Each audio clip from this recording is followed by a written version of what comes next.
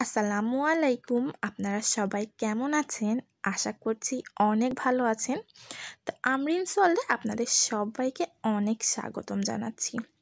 আজকে আমি আপনাদেরকে দেখাবো যে কিভাবে কাঁথায় কি রং ইউজ করবেন, মানে কাঁথা ছাপানোর জন্য কি কি প্রয়োজন এবং কিভাবে কাঁথাটা ছাপাবেন, তার সব কিছুই আজকের ভিডিওতে আমি আপনাদের সাথে শেয়ার করব। তো এখানে আমি যে রঙটা নিয়েছি এটা আসলে বলে 1000 পাওয়ারের রং। তো এই রঙটা আসলে যে কোনো মুদিখানার দোকানে আপনারা পেয়ে যাবেন।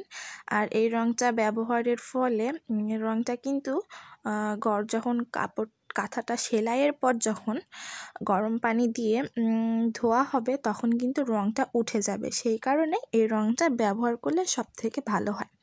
এই রঙটা আপনারা বিভিন্ন কালারের ইউজ করতে পারেন। তো সবুজ কালারের, লাল কালারের, গোলাপি কালারের, আপনারা যে কোনো কালারের এই রঙটা ইউজ করতে পারেন। এটাকে বলে 1000 পাওয়ারের রং।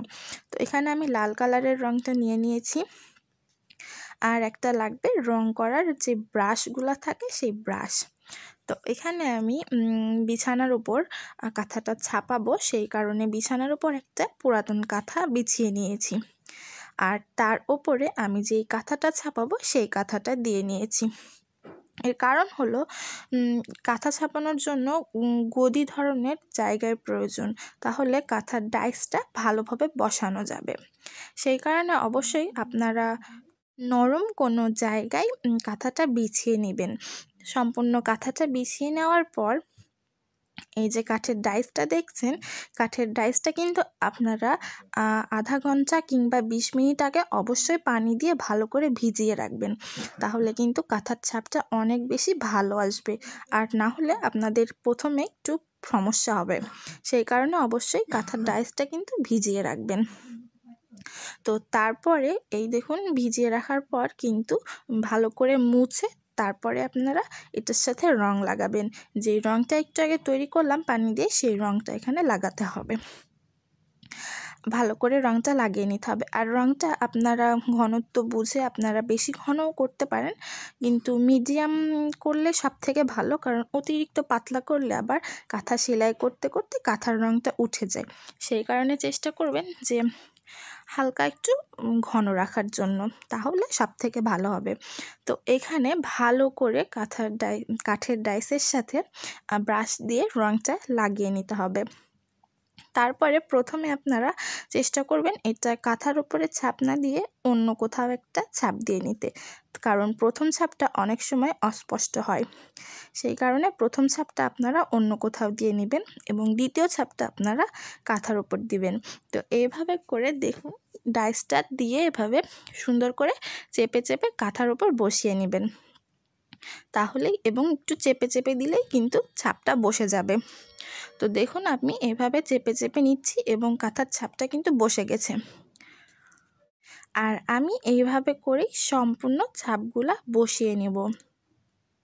আপনি যদি আমার চ্যানেলে নতুন হয়ে থাকেন তাহলে অবশ্যই আমার চ্যানেলটি সাবস্ক্রাইব করবেন।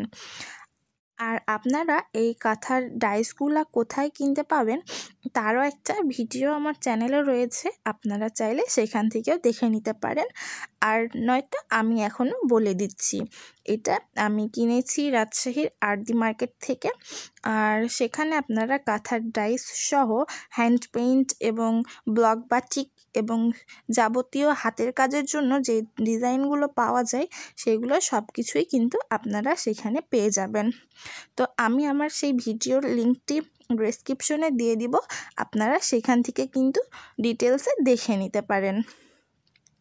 আর আমার ভিডিওটি যদি আপনাদের একটু উপকারে এসে থাকে তাহলে কিন্তু অবশ্যই আমার ভিডিওতে একটি লাইক দিয়ে যাবেন, কারণ আপনাদের লাইক আমার কাছে অনেক বেশি মূল্যবান। এখন আমি রঙগুলো দিয়ে সেমভাবে সবগুলো ডাইস দিয়ে ছাপ বসিয়ে নেব। এর জন্য এখানে আমি যে রং করার ব্রাশটা ব্যবহার করছি, এই ব্রাশটা ব্যবহার করলে আসলে অনেক সহজেই রংটা ডাইসের সাথে লেগে যায় আর অনেক তাড়াতাড়ি হয়। সেই কারণে আমি এই ধরনের ব্রাশটা ব্যবহার করছি। আপনারা চাইলে ছোট ব্রাশও ব্যবহার করতে পারেন।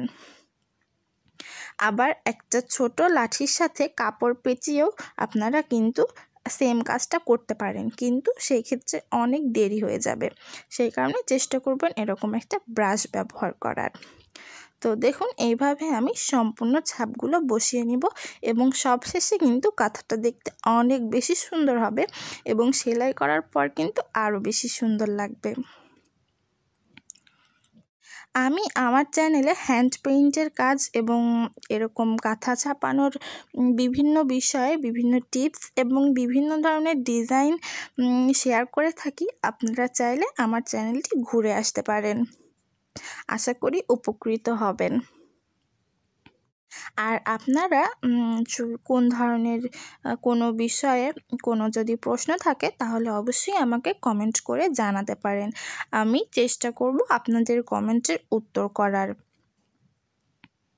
আশা করছি আপনারা কিভাবে কাঁথা ছাপাতে হবে সেই জিনিসটা ভালোভাবে বুঝতে পেরেছেন। আজকের ভিডিওটা আমি এখানেই শেষ করছি। সবাই অনেক ভালো থাকবেন। আর এতক্ষণ মনোযোগ সহকারে আমার ভিডিওটি দেখার জন্য আপনাদের সবাইকে জানাচ্ছি অসংখ্য ধন্যবাদ। দেখা হবে আবার পরের ভিডিওতে। সবাই ভালো থাকবেন।